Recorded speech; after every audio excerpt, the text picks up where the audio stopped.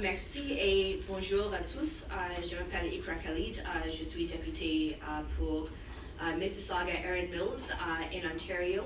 And I have spent a very long time trying to understand and appreciate how we can build consensus within our society today, especially with the role that social media platforms play.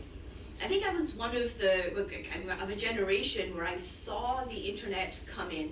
I lived a life before computers and before the internet, and have seen how the social media platforms that our young people use on a daily basis now can be a tool. It can be a tool for enhancing democracy. It can be a tool for getting information to people. It can be a tool for connecting with your loved ones and your family and sharing your lives with each other. But it can also be a tool for malicious intent. It can also be a tool for spreading hate.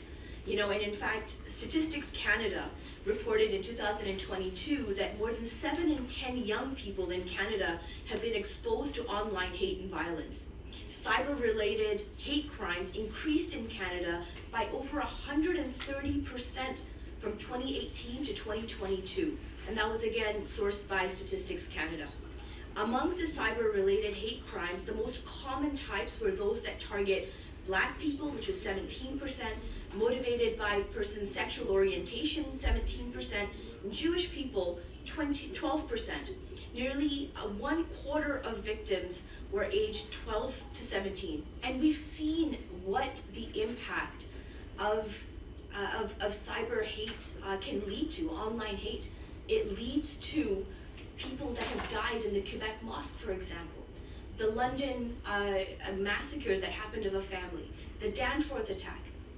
I think that we need to do better. And what this report was really all about was building consensus and finding ways to collaborate between all levels of government, social media platforms, and individual Canadians to ensure that we are providing the safety of everybody as we use these tools, hopefully for the better and not the worse.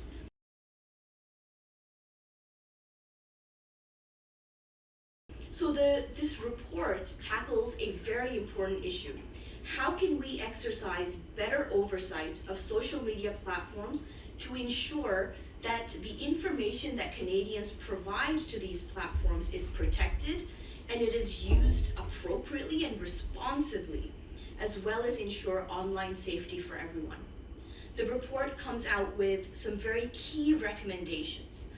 And these recommendations complement the work that our Liberal government has already been doing, whether it is through the Online Harms Act or whether it is through banning right-wing extremist terrorist groups online, etc. I think that we do need to do more in building that collaboration and that consensus between social media platforms and all levels of government, and especially, as recommendation 7 lists in this report, ensuring that organizations like the RCMP, for example, have the proper resources to make sure that we are well educated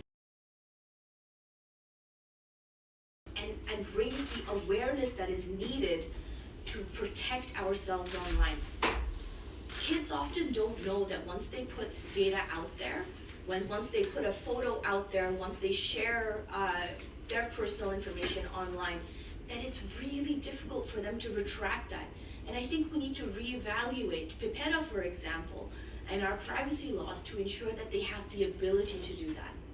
So I really welcome this report. I think it is a positive step forward. It complements and helps what our government's current measures have been to address this very important issue. And I really look forward to all social media platforms in coming together and finding a way to keep our communities safe, to protect the data of Canadians, especially young people, and to make sure that there is enough awareness and education that people understand the implications of how we conduct ourselves online, and to create a better, safer community for everyone.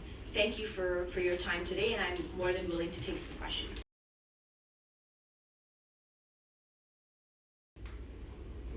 go to the questions. On va maintenant procéder avec les questions. Anya, de la presse canadienne. Hi.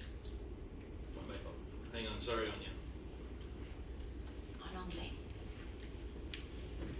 Can you hear Can me? you hear me now? Yeah, go ahead. Great. So, you mentioned that these recommendations are complementary to some of the legislation that's been proposed. Are there any recommendations that aren't in, the Online Harms Act or Bill C-27 that updates that updates PIPEDA? Like, what are the recommendations here that aren't already underway? Well, I look forward to our government's response to these recommendations in 120 days from the tabling of this report as it was tabled today, to make sure that everything that is covered in these recommendations is being addressed by our Liberal government, and that it is in fact complementary. Obviously, there are many implications with bills, whether it's direct or indirect, and I look forward to seeing what and how the government will respond. And I look forward to working with, quite frankly, all members in the House, because this is an issue that impacts each and every one of us in our communities. And for my follow-up, I'm wondering if you can tell me a little bit more about the recommendation on disinformation. I think that's the kind of the only piece that isn't at least broadly covered by some of the other legislation. So what would you like to see in terms of action on disinformation? Recommendation 6 is the one that you're talking about, and I'll just say it for the record, that the Government of Canada adopt a European Union-style code of practice on disinformation and compel social media platforms to report regularly on their trust and safety activities in Canada and provide Canadian researchers with access to their data.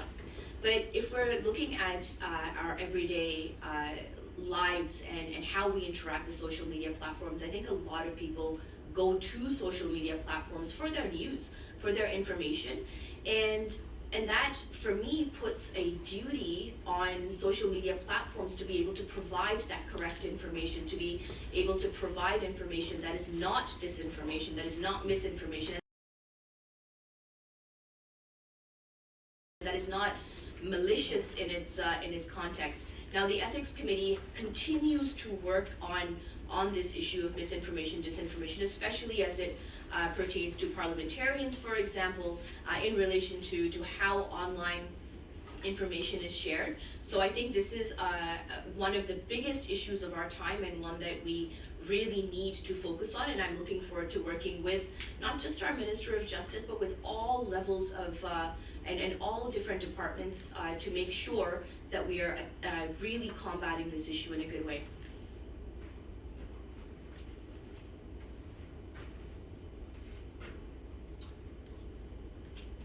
I don't think there are any more questions. Ceci complète donc la conférence de presse. This concludes the press conference. Thank you. Wait. Oh, I actually have one more if go I ahead. can. Go ahead. It's about TikTok and about the argument that with this ban that's going to shut down its Canadian offices, that it's actually going to make it impossible or much harder to regulate TikTok. So I wanted to get your thoughts on that, given the recommendations in this report, just your thoughts about this argument that it's actually going to make it more difficult to hold TikTok accountable for the issues that you're talking about in this report. You're absolutely right. When we're talking about this issue, when this whole report is about how do we protect Canadians from inappropriate data collection and what companies like TikTok do with that data, and it can be extrapolated to also what Uber is doing with the data that they're collecting, and artificial intelligence, and how consumerism is really changing in that effect. But then ultimately, how are we protecting Canadians? I think that it is important for us to be strong and affirmative and assertive with social media companies to ensure that we are protecting Canadians, and how they use data collection needs to be regulated. And I'm looking forward to working with government on this issue. I think it's a really important one that impacts all Canadians today, not just Canadians, but quite frankly, democracy around the world.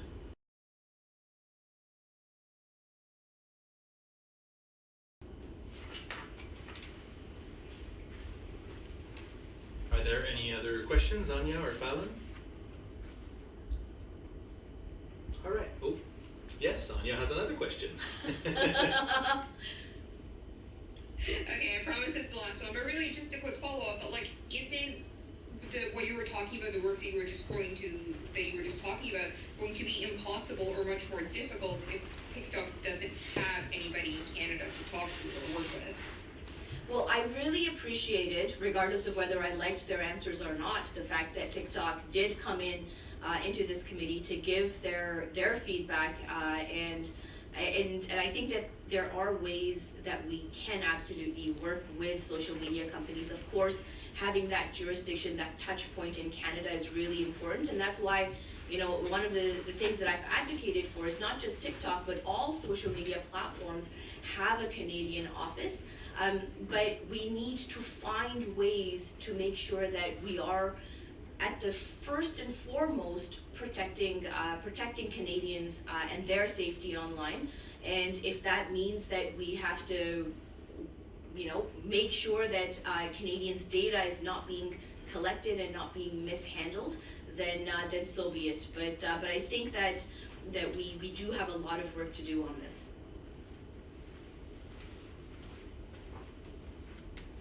All right, so this officially concludes the press conference. Merci. Thank you all very, very much today. I really appreciate your patience.